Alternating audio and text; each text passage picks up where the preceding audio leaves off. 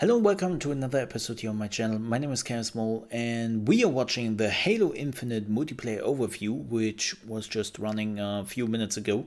And I'm kind of curious what they have to showcase here. So let's watch this together with my community and we will see then what that is. Let's have a look. Keep in mind, Halo Infinite multiplayer will be free to play. The feeling of like being in a firefight and Also, can I watch this in 4K, please? Thank you. Throwing it down, grabbing one off the wall. My gun is upside down. It looks He's, like, pretty. laying in. I see kill assist, kill assist, kill assist. Any pistol across any of the games. Whatever gun allows me to feel the most like John Wick, I am there. Remember how excited I was with like this big combat with vehicles going all over the place. Halo means something different for everyone, right? I think that's what makes Halo great. Oh. Like the armor so far. That looks pretty swagger. What is Halo multiplayer? And for me, it boils down to this tight arena style combat and big team battle, this wide open vehicle. I think Joseph Staten just joined 343 Industries like a few weeks or months before. And it was like a big thing when it happened. Fresh to old players and really exciting to new players. We're going to give you I don't know who he is though, but I think he's like an important figure in the Halo development scene. Like I think he was with Bungie? I don't know. I'm making things up. I don't know. For me, working through this multiplayer of this game, and the toughest challenge I think was really about how do we respect the legacy of what came before us, but still build something that feels new. We've tried to bring all these elements of legacy and really inject them into Halo Infinite, not just like in a way where you kind of won't notice it, where you feel like, oh, they really designed this to be a celebration of previous Halo, as well as an iteration of where Halo can go next. I mean, looks like Halo. Well, besides of the grappling hook, that's The vision kind of of new. Arena was all about a tight experience. It was all about being fair. It was all about earning everything on the map, earning everything, every kill you get. Going back to like what is the core foundation of what made the great Halo multiplayer arena matches great. Halo, it's really about fair. That shooting was awful. I'm pretty sure this is on a controller. And then once they start running around, it's about scavenging. It's about finding new toys and kind of developing your playstyle as you run through the match. Yes. What makes Halo feel like Halo? I feel like the answer to that question is the sandbox. Like the sandbox is Halo. When we set out to look at Then again, I have not played the Halo multiplayer since I think Halo 1 or 2. We really wanted to push what are the things that are true to Halo, but what are the things that fans haven't seen yet? Equipment is back, but equipment is kind of has a bigger voice than ever before. We ask questions to ourselves of if you could go after a power weapon to get a bunch of kills, would you do that, or could you go and get grapple to make sure that you swing yourself to the other side of a map to back cap a stronghold? We saw it as like another avenue of not just skill expression but tactics for teams to coordinate around. The exciting, It looks good. Nature of Like in this 4K, toy was it this looks toy, pretty. How those interact with objectives is super amazing. Looking at how the power-ups play, like your classic power-ups like the overshield and the active camouflage. For this title, what we're looking at, what we're excited for, is you pick that up and you choose when you activate it. It goes into your inventory. If you haven't used it and someone kills you in multiplayer, you drop that overshield and then they could take it. Oh. That to me is very legacy, but we took the Let's equipment see. side of it and modernized it. When it comes to the vehicles, we went in and decided to invest a lot Again, in the systems. When This I is take basically damage by everything new Warthog, for me. my I know arrows get blown I'm off, probably the wrong blown off. person There's to different react to aspects this. of the vehicle that change how my vehicle handles now, and that's something that's brand new. The other thing we added to that is like this doomsday mechanic. So when you hit this Oh. threshold, the vehicle catches fire, and it's very much you've got a certain amount of health or a certain amount of time, and you got to choose what you want to do with the last minutes of this vehicle. Oh, that's We've neat. got a cousin to the Warthog, which is the Razorback. The back has this like multi-storage compartment that you can put a lot of stuff into. So if you want to put like detached turrets, power weapons, Oh, that's fusion coils, cool. objectives, and that is what really making the Razorback kick a lot of butt in MP and campaign. The levels define pace. So you're bringing your weapons with you. And they define that iconic fantasy for players as they're entering that match? What are they? What is that thing? What type of experience are they hoping to have? What kind of combat? What kind of dance floor is there available to have that combat in? For me, BTV is all about experiencing the full extent of the sandbox of Halo in just one match, right? Like you see the vehicles, the weapons, the equipment.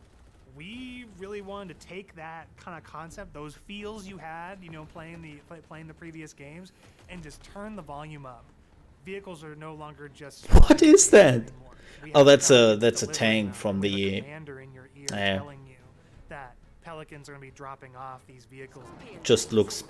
We have Halo 2 style Delta Halo mission weapon pods that fall from the sky to resupply the field.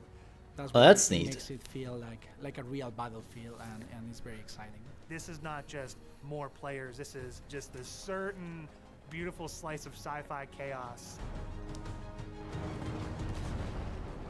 Okay.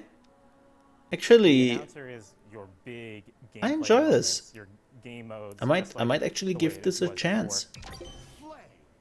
Personal AI is really a reflection and information for the player. Personal AI.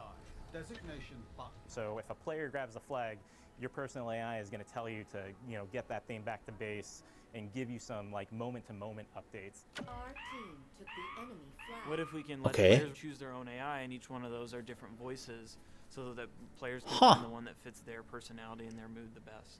They add to the sense of like me as a Spartan being more important, and for us in multiplayer it is really about becoming Personal AI installed. You are you inside of the Halo universe. The body of customization. You can have me with you, chat, all the time. Ensures that there will be millions of customization combinations for Spartans on the battlefield. That includes things like armor coatings, armor emblems. And you can find all those things in loot crates. Armor pieces, so your shoulders, your gloves, your knee pads, your helmet, your visor, your helmet attachments. Then you look at weapons, and we've got a whole slew of customization offerings there. Vehicles have a huge pool of customizations too. We support customization in the game. Players can do the same thing on HaloWaypoint.com as well as the Halo Waypoint app.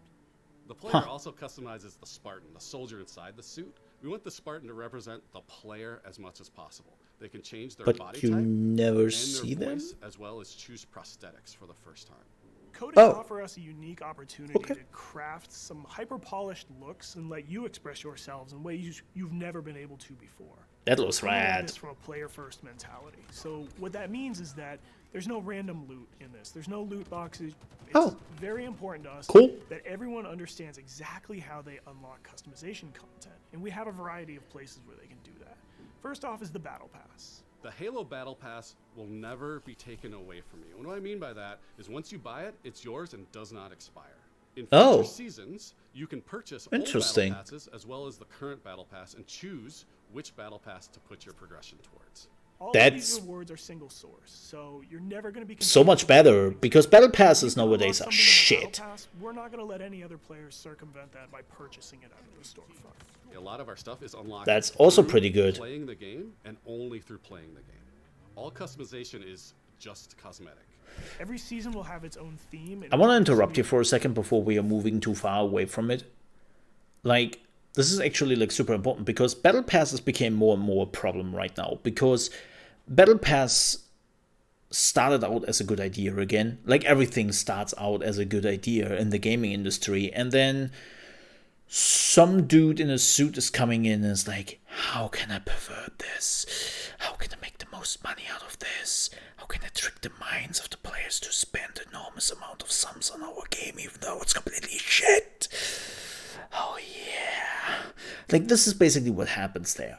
I know, overly dramatic, but I'm pretty sure that's exactly how it goes down. And battle passes became, over the years, more and more a commitment. They became a job. Like, there's a new season starting in this game. You have now 30 days to unlock everything, and you have to do a lot of bullshit stuff, and you have to put so many hours in that at some point they were like, oh yeah, folks, man, you really have to put a lot of hours in, because, you know, We decided that you had to put that many hours in and that much work in, but don't you worry. We found a solution for this. Just pay us up front.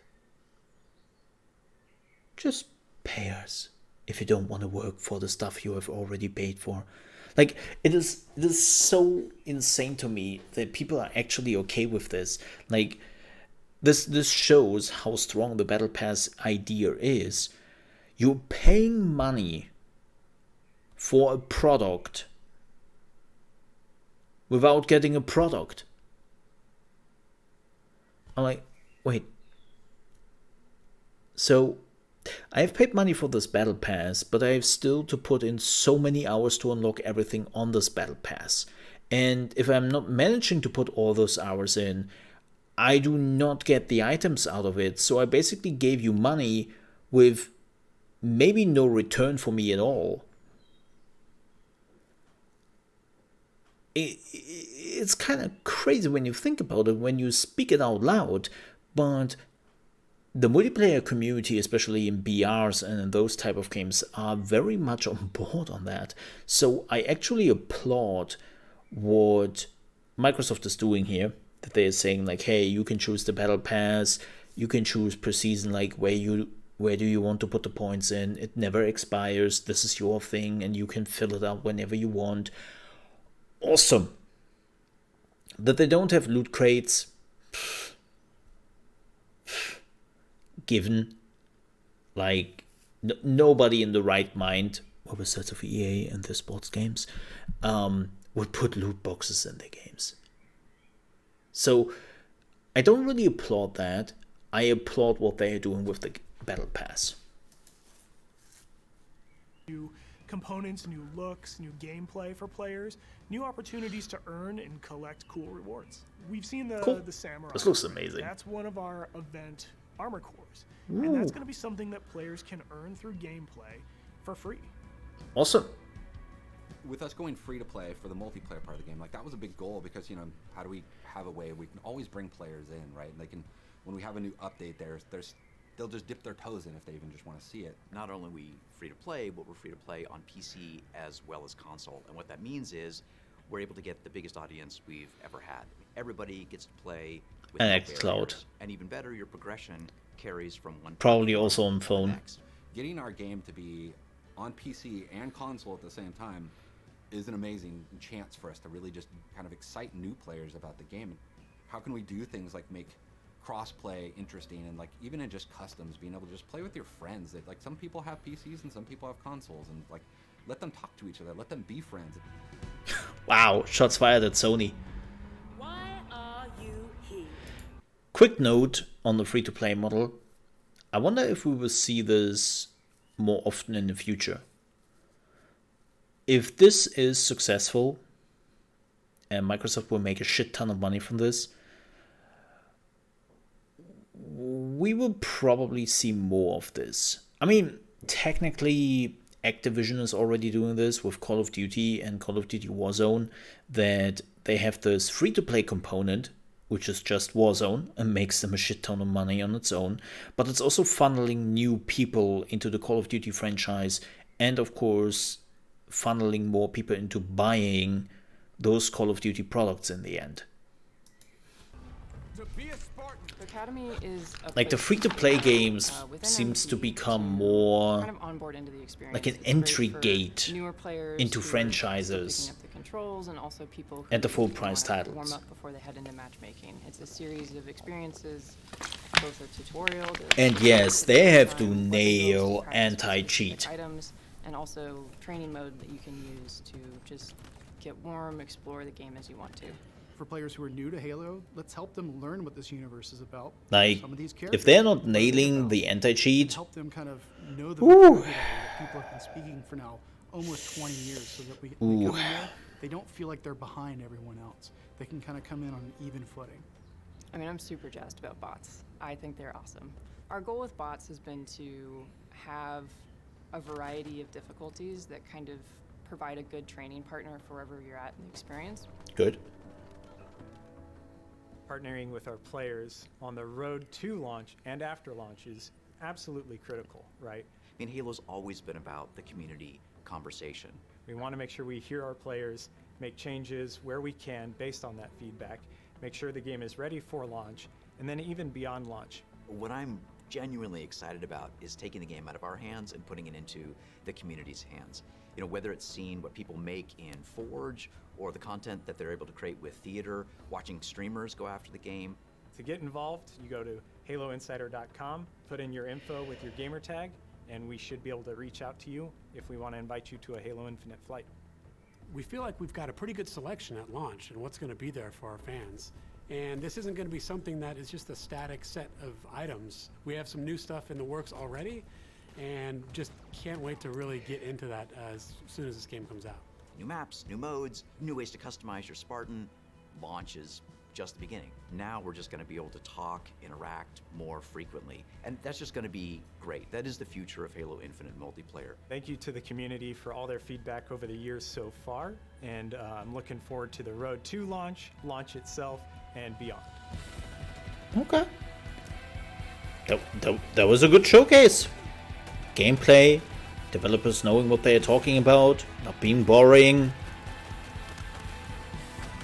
showcasing me what to expect. Oh, awesome. That's how I like it. By the way, there will be another Xbox showcase on Thursday, and they will apparently take some deep dives on some like new Microsoft games. And I was like, wait, what? We would definitely watch that if it happens. But that was cool. There was actually a lot of infos here, as I said. Tons of things to look forward to. They are very open with what they plan, which I again have to applaud Microsoft for. Like, pretty happy with that. Yeah. All right. That was from me and this showcase.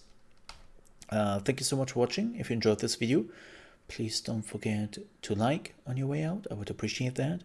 And if you're also new to the channel, you want to see more reaction videos, I would appreciate if you might consider a subscription to the channel. Till then, stay safe. I see you next time. Bye bye.